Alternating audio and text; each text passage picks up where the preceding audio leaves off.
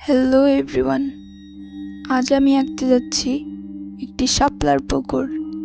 শাপলার পুকুরটা দেখতে যেমন সুন্দর তেমনই রহস্যে ভরা। তো চলুন শুরু করা যাক। একটি ছোট গ্রাম, নাম তার ধলেশ্বরীপুর। গ্রামের মাঝখানে একটা পুরনো পুকুর, নাম তার শাপলার পুকুর। পুকুরটার চারপাশে ঘন গাছপালায় ঢাকা।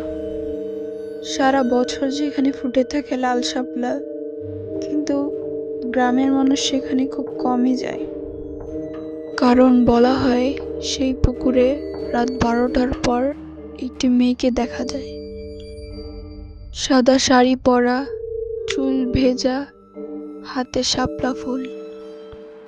একদিন গ্রামের ছেলে রিয়াদ শহর থেকে ছুটিতে ফিরে আসে গ্রামে। সে আধুনিক মনোভাবের, ভূতের গল্পে বিশ্বাস করে না। বন্ধুর সাথে চ্যালেঞ্জে সে ঠিক করলো আজ রাতেই যাবে সেই পুকুরে। রাত 12টার সময় রিয়াদ পুকুরের ধারে গিয়ে দেখলো পানির উপর চাঁদের আলো পড়ছে, হালকা কুয়াশা ভাসছে। হঠাৎ পুকুরের মাঝখানে শাপলা ফুল হালকা করে দুলে উঠল, আর সেই ফুলের নিচ থেকে ভেসে উঠল একটি মেয়ের মুখ। সাদা শাড়ি, লম্বা চুল, চোখে অদ্ভুত শান্তি, তবুও ভয়ানক শূন্যতা। রিয়াদ স্তব্ধ হয়ে গেল। মেয়েটি ধীরে ধীরে বলল, তুমি কেন এলে এখানে? রিয়াদ কাপা গলায় বলল, তুমি কে?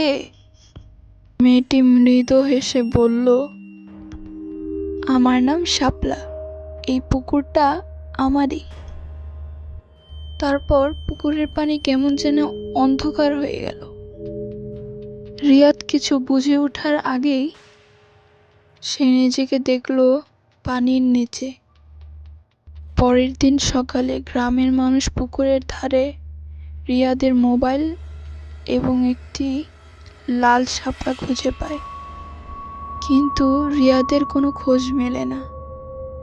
সেদিন থেকে গ্রামের মানুষ বলে, রাতে পুকুরে গেলে এখন দুজনকে দেখা যায়, একজন শাপলা এবং তার পাশে দাঁড়িয়ে থাকা রিয়াদ।